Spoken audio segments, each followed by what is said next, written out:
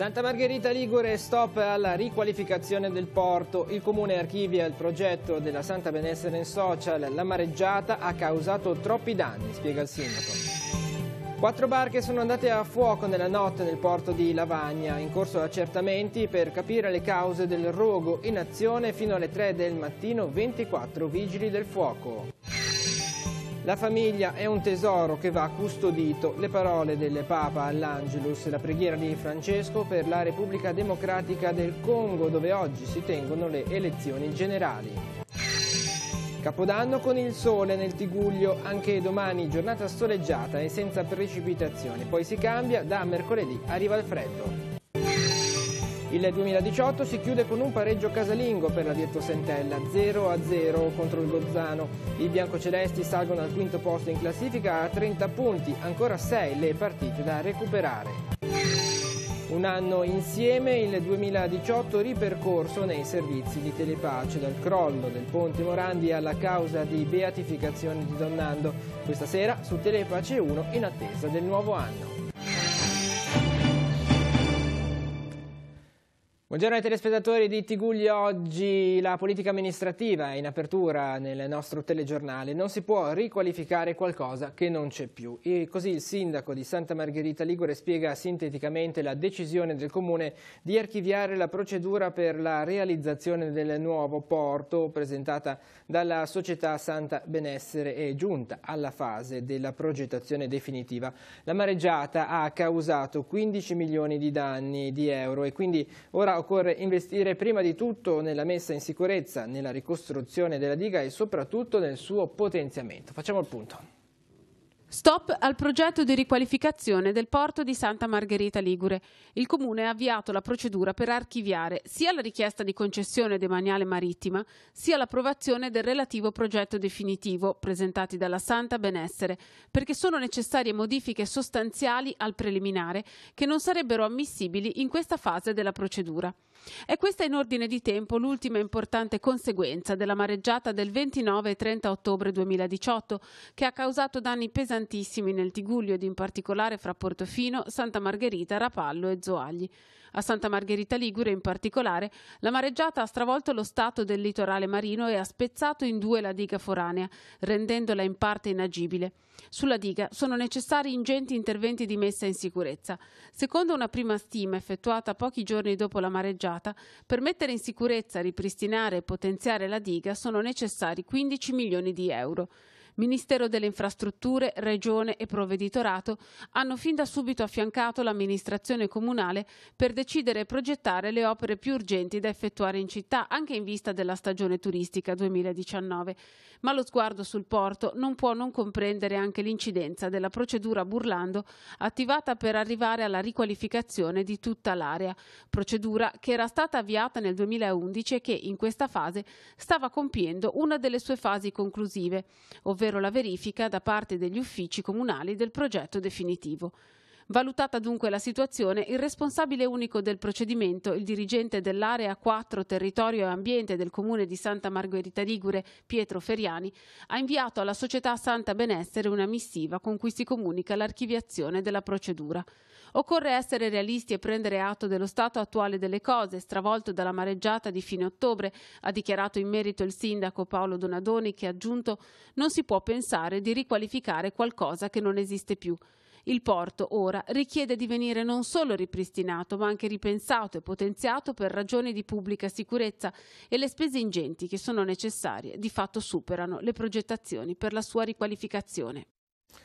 La cronaca: 3 motoryacht e una barca a vela sono andati distrutti. Questo è il bilancio del rogo che ha colpito questa notte alcuni natanti ormeggiati al Molo L nei pressi del Silos. Siamo nel porto di Lavagna. Le fiamme sono partite da un'imbarcazione, successivamente si sono propagate alle altre e a bordo non c'era nessuno. L'allarme è scattato poco prima delle 22 sul posto, dove sono immediatamente intervenuti gli ormeggiatori del porto. Hanno operato fino alle 3 del mattino 24 vigili del fuoco con 5 mezzi, fra cui una motobarca e il nucleo sommozzatori. Una imbarcazione in particolare, una volta spento il grosso dell'incendio, è stata trasportata vicino alla diga foranea ed è stata fatta affondare per spegnere del tutto le fiamme. Le imbarcazioni sono state successivamente allontanate dal molo per motivi di sicurezza. Il comando della Capitaneria di Porto di Santa Margherita Ligure ha disposto il posizionamento di panne galleggianti attorno alle imbarcazioni distrutte per prevenire eventuali sversamenti di inquinanti in mare. Sono in corso accertamenti amministrativi e di polizia giudiziaria finalizzati ad accertare le cause dell'incendio. 700.000 euro per la bonifica dei siti inquinati, a stanziarli la Giunta regionale. Gli interventi sono 3, il recupero dell'area ex Sicam di Santo Stefano Magra, San Genisio ad Arcola e il piano di caratterizzazione della zona di Madonna della Neve. Siamo nel comune di Lavagna. In quest'ultimo caso la Regione finanzia le indagini per definire i lavori di messa in sicurezza delle acque sotterranee risultate contaminate in corrispondenza dell'area di trasbordo e di stoccaggio dei rifiuti. Il contributo in questo caso è di 56.572 euro. Il Papa adesso, nella festa della Santa Famiglia all'Angelus, Francesco ha proposto una riflessione dedicata all'esperienza di Maria, Giuseppe e Gesù uniti da un amore intenso e animati da grande fiducia in Dio. Il Papa ha invitato a custodire la famiglia autentico tesoro per la società. Presenti in piazza San Pietro 50.000 persone. Sentiamo il servizio. La famiglia è un tesoro da custodire e difendere sempre. Così Papa Francesco ai fedeli radunati in piazza San Pietro per la preghiera dell'Angelus. Nella festa della Santa Famiglia, commentando il brano evangelico, il pontefice mette a fuoco 2 elementi di Maria e Giuseppe, stupore e angoscia. I genitori del Figlio di Dio, infatti, in un momento drammatico come lo smarrimento di Gesù, non perdono il senso della meraviglia che permette di aprirsi al mondo e di risolvere le incomprensioni, pur provando angoscia per quella scomparsa momentanea. Quell'angoscia che essi provarono nei 3 giorni dello smarrimento di Gesù dovrebbe essere anche la nostra angoscia quando siamo lontani di Lui, quando siamo lontani da Gesù. Dovremmo provare angoscia quando per più di 3 giorni ci dimentichiamo di Gesù, senza pregare, senza leggere il Vangelo, senza sentire il bisogno della sua presenza e della sua consolante amicizia. Preghiera mariana. Il Papa ha lanciato un appello per la Repubblica Democratica del Congo, dove si tengono le elezioni generali, e ha ricordato le sofferenze del paese africano prostrato dalla violenza e dall'Ebola. Sentiamo le sue parole. Cari fratelli e sorelle, preghiamo insieme per tutti coloro che nella Repubblica Democratica del Congo soffrono a causa della violenza e dell'Ebola. Auspico che tutti si impegnino a mantenere un clima pacifico che permetta un regolare e pacifico svolgimento delle elezioni. Dunque oggi, ultimo giorno del 2018, il Tigullio si prepara al veglione di San Silvestro. Musica, danze, spettacoli di cabaret e fuochi d'artificio per salutare l'arrivo del 2019. Vari gli appuntamenti organizzati nei comuni del territorio. Vediamo la mappa delle principali feste. Proposte di tutti i tipi per festeggiare l'arrivo dell'anno nuovo. Le città del Tigullio si preparano alla notte di San Silvestro. A Chiavari, concerto di Sandro Giacobbe e i suoi musicisti dalle 22 in piazza Mazzini, mentre al porto turistico serata di ballo liscio con l'orchestra Macio e spettacolo pirotecnico. A 00:30 la tradizionale zabaionata in piazza San Giacomo di Rupinaro, promossa dall'associazione Pino Solari Ommi de Ruinà. A Santa Margherita Ligure tanto divertimento al Santa Claus Village dalle 22 con lo spettacolo di Andrea Carlini e Andrea Di Marco dei Brugia Baracche, DJ 7 con Matteo Ponzano e Miguel Gari dalle 23:30. Sesti Levante propone il veglione organizzato con la Croce Verde in piazza Matteotti a partire dalle 21 con musica disco, alle 22 mostra, proiezioni e musica dalla Torre dei Doganieri. Midnight in Rapallo alle 22 al Chiosco della Musica, mentre all'Auditorium delle Clarisse dalle 21:30 appuntamento con l'opera, tra i protagonisti il tenore Ivan Ayon Rivas. Previsti anche eventi alternativi, come la fiaccolata che partirà alle 21 dalla chiesa di Barbagelata sino alla cappella del Monte Caucaso e il brindisi in rifugio, o la notte di preghiera delle lampade ardenti aperta a tutti al Benedetto Acquarone di Chiavari. Notte di Capodanno diversa, simpaticamente diversa per chi vuole pregare invece che danzare, o danzare spiritualmente invece che danzare fisicamente. È possibile dalle 22 ritrovarsi davanti al tabernacolo, poi concludiamo insieme con la celebrazione della messa di mezzanotte, riflettendo anche sul messaggio del Papa, come facciamo tutti gli anni per la giornata della pace. Tanti appuntamenti anche per la giornata del 1° gennaio, vediamone alcuni. Alle 11 al Teatro Centrale di Santa Margherita Ligure l'Ensemble Symphony Orchestra porterà in scena il concerto di Capodanno The Legend of Ennio Morricone. Al Capodanno Jazz il titolo del concerto è in programma all'Auditorium San Francesco di Chiavari. Alle 17 ad esibirsi la Tigullio Big Band con la partecipazione della cantante Elena Ventura. Alle 17 nella chiesa di San Pietro in Vincoli a Sestri Levante letture da opere di San Francesco, Manzoni Pascoli, la partecipazione di Gabriella Casali e dell'attore e regista Edoardo Siravo. E sempre alle 17, ma all'Auditorium delle Clarisse di Rapallo, tradizionale concerto di inizio d'anno, ad esibirsi l'orchestra Gian Sibelius con il trombettista Paolo Gaviglio. E sarà un Capodanno soleggiato, così come queste ultime ore del 2018, senza precipitazioni e con temperature gradevoli, ma poi si cambia. Dal 2 gennaio arriva il freddo che potrebbe portare le colonnine di mercurio anche al di sotto delle medie del periodo. Facciamo il punto.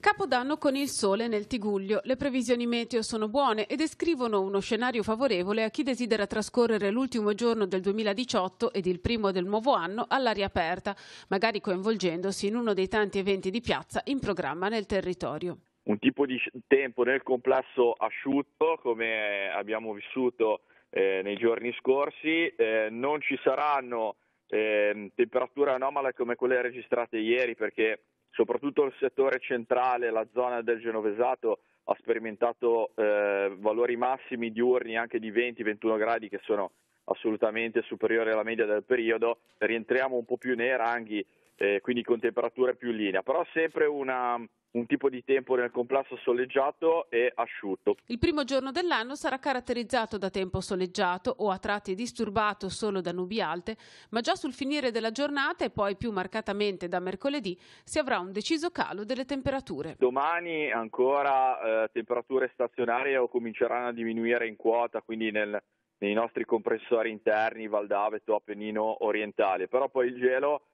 si propagherà in maniera più diffusa nella giornata del 2, dove sono attese delle nevicate solamente sul meridione italiano e ne sentiremo parlare anche a bassa quota e sul litorale.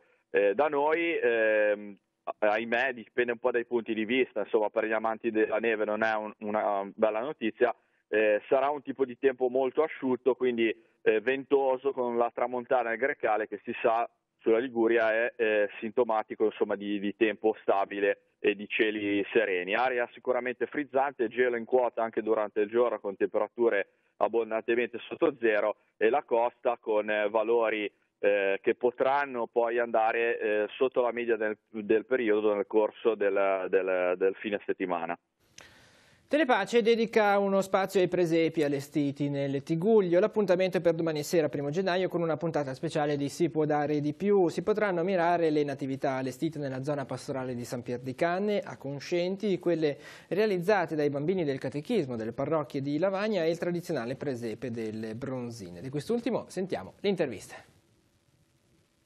Quali sono i personaggi che quest'anno avete voluto aggiungere alla rappresentazione del presepe? Dato che sono i 100 anni della Lavagnese, dalla nascita dell'Unione Sportiva Lavagnese, abbiamo pensato di mettere 11 rappresentanti negli anni.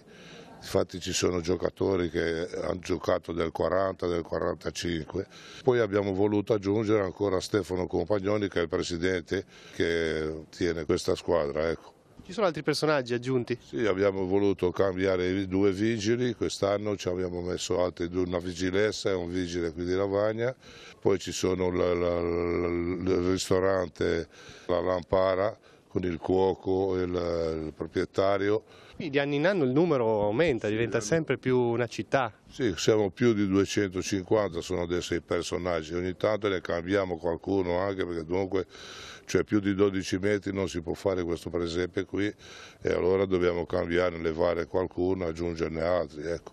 Quest'anno le offerte a chi andranno, lo ricordiamo? Sì, le offerte andranno ai bambini giù dell'ospedale San Carlos del Chiapas in Messico, una parte, e una parte alla ricerca sul cancro. Ricordiamo fino a quando è aperto il presepe e in che orari? Sì, i giorni feriali dalle 15 alle 19, festivi e festivi dalle 10 alle 12 e dalle 15 alle 19. E su appuntamento basta che mi facciano una telefonata, siamo sempre disponibili anche al mattino nei giorni feriali a aprirci. Poi nei locali della Torre c'è un'opera in legno e gesso, di chi è stata questa idea? È di Fabio Castelli, il nostro socio, è un artista, voglio dire, che tutti gli anni fa o una chiesa, una piazza, qualcosa, poi ce la presenta qui. Ricordiamo dunque l'appuntamento di questa sera su Telepace 1, canale 15 alle 21:10 con Si può dare di più speciali presepi del Tiguglio. La linea adesso va alla rassegna stampa per vedere i titoli dei giornali in edicola quest'oggi. Ci rivediamo dopo per altri aggiornamenti e servizi di sport. Sulla stampa in primo piano la politica, il Movimento 5 Stelle si libera dell'ultimo vincolo, cadrà il limite del secondo mandato, parla il ministro Bonafede, rispettata la volontà del popolo, passa la manovra, al blog delle stelle, democrazia sotto attacco, Fico si ribella, contestazioni legittime. Sudafrica, torna l'incubo apartheid, spiagge vietate ai neri. E poi dalle pagine interne della stampa i dettagli della manovra, Venezia diventa una città a pagamento, 10 euro di tassa per i turisti, mordi e fuggi. Secolo XIX, apertura dedicata all'ora dell'Europa con un editoriale del direttore Luca Ubaldeschi sull'appuntamento cruciale di maggio 2019 con le elezioni europee. Il 2019 porterà le più importanti elezioni della storia dell'Unione. All'interno del giornale del secolo un inserto con contributi di scrittori e letterati appunto sul futuro dell'Unione. Prima pagina del secolo XIX, anche in questo caso la politica, ma poi un intervento del cardinale Angelo Bagnasco proprio dedicato all'appuntamento con le elezioni europee. L'Europa unita torni ad essere una comunità. L'auspicio dell'arcivescovo di Genova e presidente del Consiglio delle Conferenze Episcopali d'Europa. Anche all'interno del secolo XIX ampio spazio dedicato alla manovra economica con il riassunto dei principali provvedimenti. E poi a Genova la tragedia del crollo del ponte Morandi, Bucci chiede alle banche i soldi per far partire i lavori. Il commissario ha firmato il bando di ricerca per un prestito da 360 milioni per cautelarsi se Autostrade dovesse rifiutarsi di pagare come prevede il decreto. Pagine del Levante, Santa Margherita porto distrutto, il sindaco stoppa il nuovo waterfront, frenata sul progetto avviato nel 2011 Donadoni dopo i danni causati dalla mareggiata, abbiamo altre priorità. E poi sempre sul secolo XIX l'attesa della mezzanotte in Riviera al 2019 si aspetta nelle piazze tra musica, balli e fuochi d'artificio.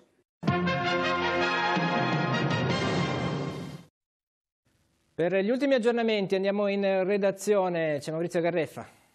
Grazie, buongiorno a tutti. Nel corso del 2018 è stato superato il 71% di raccolta differenziata a Lavagna.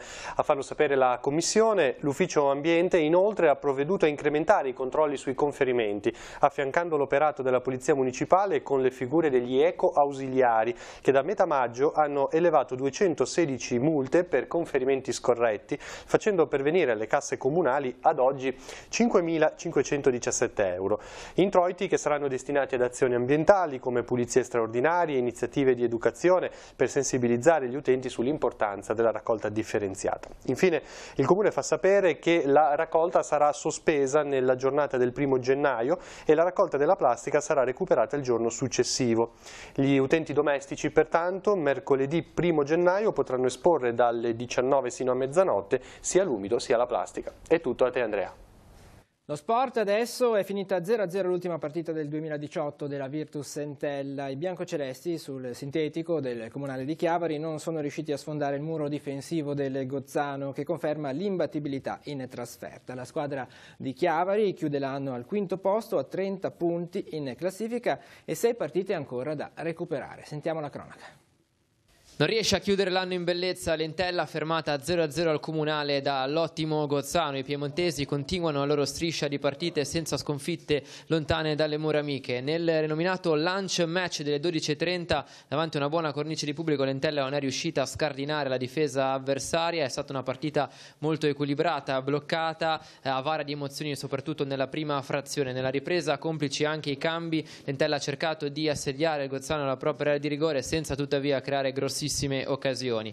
Per i ragazzi biancocelesti, dopo il Tour de Force cominciato nei primi giorni di novembre, adesso ci sarà un po' di meritata vacanza. Dopo il 6 di gennaio la squadra tornerà in campo per preparare la storica partita di Roma degli ottavi di finale di Coppa Italia Team Cup. Si giocherà poi in campionato ogni 3 giorni, si entrerà anche in una fase dell'anno in cui si comincerà a parlare di mercato. Il campo per il momento dice che l'Entella pareggia 0-0 contro il Gozzano nella prima giornata di ritorno e ultima gara dell'anno solare. Riuscire ad avere 30 punti avendo incominciato a giocare a metà novembre mi sembra un risultato di tutto rilievo, di cui va dato atto ai ragazzi e al mister che è riuscito a condurli e a gestirli con grande intelligenza e equilibrio.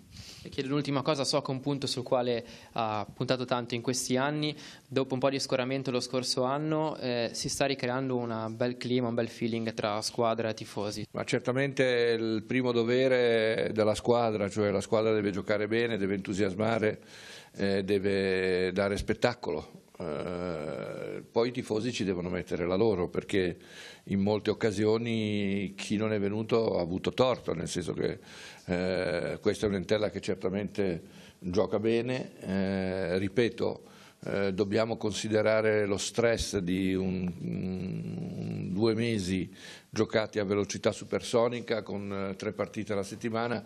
Purtroppo sarà così fino a marzo, dobbiamo essere bravi a utilizzare bene questi 9 giorni, 10 giorni per ricaricare le pile e partire più forti di prima. E come dicevamo, oggi ultimo giorno del 2018, come tradizione sarà possibile ripercorrere i principali eventi di quest'anno nella nostra rubrica Un anno insieme, che va in onda questa sera su Telepace 1. Se ne sta occupando Cristina Oneto, a cui va la linea, ci racconta che anno è stato appunto questo 2018. A te Cristina. Sì, grazie Andrea, un saluto a tutti i telespettatori. Il 2018 sicuramente è stato un anno da tinte forti, ricordato soprattutto per grandi eventi di cronaca come il crollo del ponte Morandi, ma anche la mareggiata che ha lambito il Tigullio in questo ultimo scorcio di anno. Ma se sono stati forti anche i drammi che si sono vissuti, dall'altra parte hanno risposto delle forti iniziative di solidarietà e una grande dignità da parte del popolo ligure, che si è rialzato e si è dato la mano, si è teso la mano. Avremo modo di ripercorrere i 12 mesi dell'anno nel nostro contenitore che ci farà compagnia proprio in questa serata del 31 di dicembre e anche con l'inizio del nuovo anno. Ora vi proponiamo una sintesi di un anno insieme in 1 minuto e mezzo, una sintesi di immagini più significative per ricordare alcuni degli eventi che hanno caratterizzato il 2018.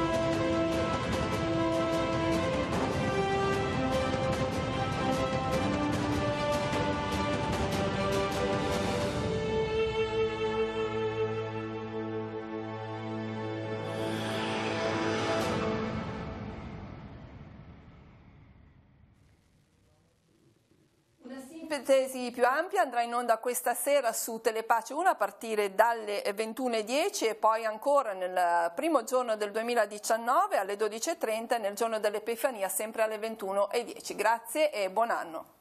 Grazie Cristina, si conclude così questa edizione di Tigulli Oggi, l'informazione torna questa sera alle 19:15, continua sul nostro sito internet teleradiopace.com e sul nostro canale 187 Telepace News. Grazie per essere stati con noi, buon proseguimento di giornata.